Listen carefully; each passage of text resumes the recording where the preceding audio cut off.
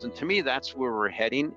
And that's the key question I ask is what stops us? So what we're doing now is the greatest rug pull in liquidity ever after the biggest pump in liquidity ever. And the fact that I can say that and show the data is still shocking to me. I can go back and give you examples from the 1920s when the U.S. created massive supply of liquidity they shouldn't have. So money supply is still negative and the Fed is still hiking rates and price for that. So I look at it as everything else is going to trickle down from that, and the Fed's not going to stop. I fully expect yields, bond yields, everything to drop after the stock market does, and the question is what stops it.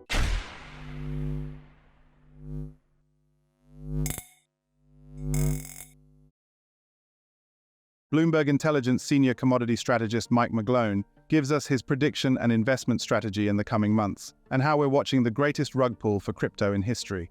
In a recent tweet, McGlone points out that there are few instances in history where virtually all risk assets hinge so significantly on the stock market's elevation. He says there are earlier patterns that can serve as examples or models for understanding the data spanning over 5 decades. McGlone also took to Twitter to propose that a certain degree of normalization in risk asset levels could result from recent efforts made by the Federal Reserve. The anticipation of rate hikes, propelled by the rising 2023 stock market, might reshape the trajectory of the market cycle we're in.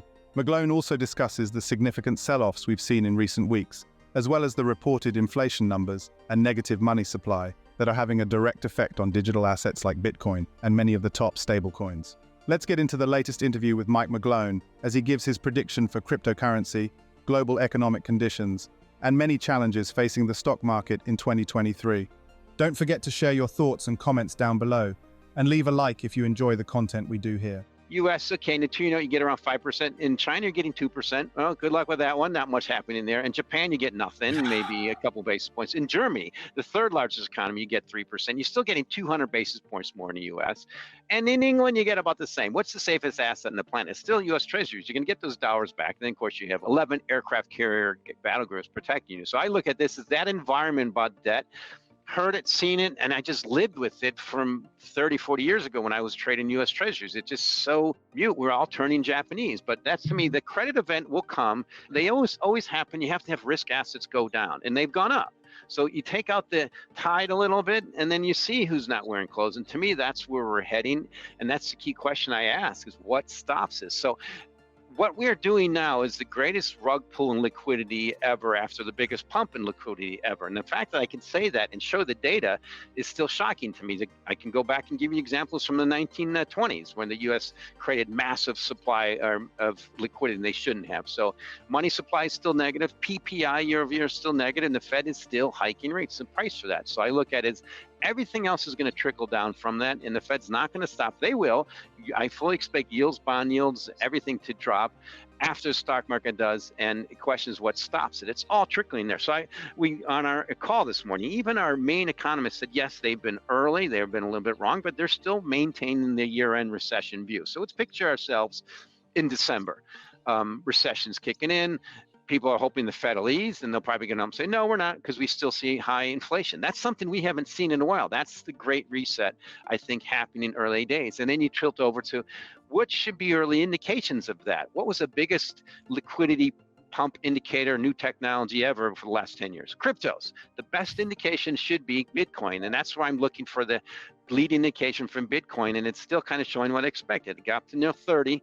And it's just not been able to get much above that. So Bitcoin has become a stable coin, and stable coins are clearly globally becoming crypto dollars. And that's what I loved writing about that when Fitch downgraded U.S. debt. If you use the S&P when they downgraded U.S. debt in 2011, that was a great time to buy the dollar. The trade-weighted dollar index is up 40% since then. Every asset in the U.S. on a trade-weighted basis is up 40% versus every other asset in the planet since that downgrade. So I look at it as, thank you for pointing out the obvious. Thank you for pointing out how strong we are, because we're debating in this and facing this. You can't do that in China. And the key thing we need to look forward to is, unfortunately, is there's plenty of times in history money just leaves the system. And that's what I think is going to happen in the equity market. Remember, we've had this really since the low in 2009.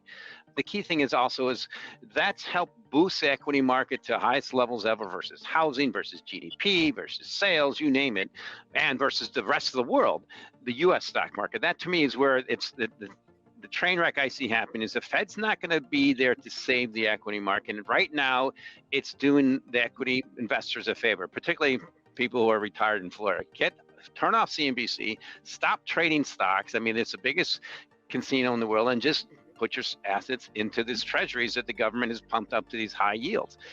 When you get to that deflationary trajectory, I didn't say if, because it always has happened that way. You get deflation after these type of events and this type of action.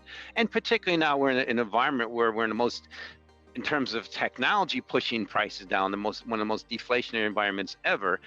To me, that's what's going to happen. Is the Fed's not going to save you the first move, that first 20%, 50% down, and then it gets over to potential depressionary levels. That's what I'm afraid of. The key thing is right now, that's the current trajectory. We've had the bounce. We know the Fed's not going to save us. The market's still living this hopium, which is not my word. I stole from someone else, I think, on your program. That's the scenario I think we're going to. That's my base case. It's been my base case for over a year. I know it's early, it's been wrong, but it's tilting that way. I can show you it's happening in commodities, it's happening in inverted curve, leading into economic indicators, still at minus 8%. You look at the potential for recession from the New York Fed's probability recession from the yield curve. It's the highest since 1982. Great, maybe that stuff doesn't matter. But then you have to put this in the context of rational human nature and economics and history. What we've done is distorted all the models. And now we're going back to normalization. And I think we're going back to that world where bad news is going to be bad news and good news is going to be good news. It's going to take a while for that transition. We have good example for what's happening. We're all turning Japanese. Now we kind of got away from that short term, but we're all going back there. The economy is not a plane, it won't land gently. And I just wanted to use that because people use that landing analogy. I love it, but this is why I think I agree with you, but that's what's happening. We're going to, I think it's just a matter of time we get a reset in risk assets that have gone up and created an exceptional amount of wealth and inflation, and then the Fed will save us, but not in the pace they have. The point is, we're not there yet. We're still in that point. We need to see that happen. There's certain times in life you're supposed to say, thank you, U.S. government, too, and good luck to people invest overweight the stock market. Wednesday saw the US dollar reaching a more than 1 month peak, serving as a haven for investors wary of China's downward economic shift and many other global uncertainties.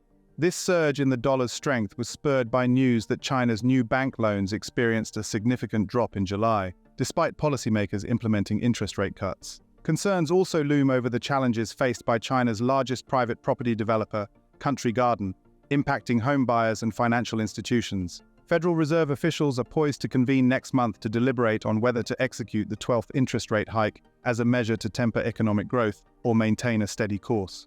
Within the Fed, divisions have emerged, with some members asserting that previous rate increases have been sufficient to curb inflation, while others suggest it might be premature to apply the brakes. Current financial market sentiment indicates a probability exceeding 90% that the Fed will opt for a pause in rate hikes next month. What do you think about the latest interview with Mike McGlone? And what are your thoughts on his insights regarding the state of global economic conditions, the role of cryptocurrencies like Bitcoin, and the potential challenges looming for the stock market in 2023? Comment down below. Thanks so much for watching. Don't forget to hit the like button and subscribe for more content just like this. We'll see you in the next video.